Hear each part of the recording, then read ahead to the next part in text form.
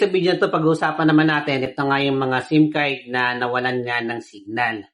So ito nga yung may GCash sila tapos hindi sila makatanggap ng OTP code dahil daw nawalan ng signal yung SIM card nila pero may laman yung GCash nila. So paano nga ba yung ginagawa kapag gano'n? So ang sagot diyan based nga ito sa mga viewers natin na naka-encounter na ng mga ganyang problema.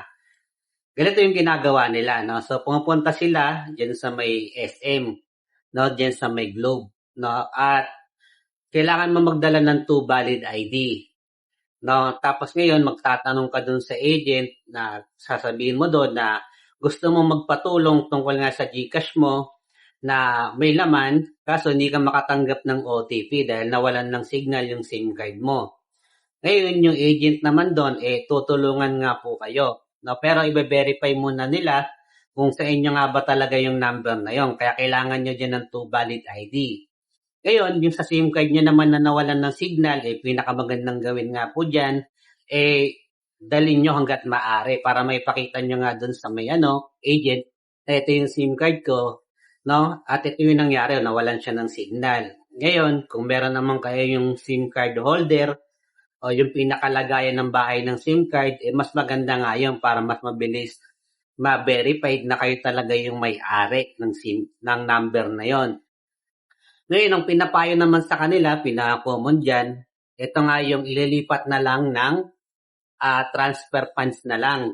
O yung pinaka-pera ng GCash mo, ita-transfer na lang sa bagong gawa mo na GCash. No? Ang kailangan mo lang diyang gawin, gumawa ka ng bagong GCash number, tapos i-verified mo nga po. Now, bago kayo pumunta sa SM, no, kailangan verified na yung GCash ninyo, no, para madali kayong matulungan. Meron kasi tayong mga viewers na ganyan nangyari sa kanila, tapos nung pumunta sila sa SM, doon pa lang sila gumawa. Ngayon, dahil hindi nga verified yung GCash nila, umuwi muna sila. Tapos after ng mga ilang araw, saka sila bumalik. Ngayon, sa pag-verified naman ng GCash, nung uli ako nag-verified ng GCash, umabot nga po ng 10 days at TM nga po yung number nun. Ngayon, yung sa asawa ko naman, umabot din siya ng mga 1 week din bago na-verified nga yung bago niyang GCash.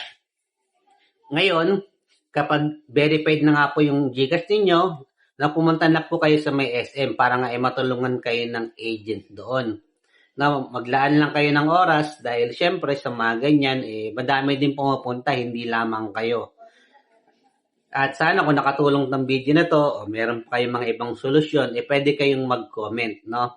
At tingnan natin dyan sa baba ng natin para ma-share din natin sa iba na problema sa ganitong GCash na hindi maka-receive ng OTP code dahil nawalan ng signal.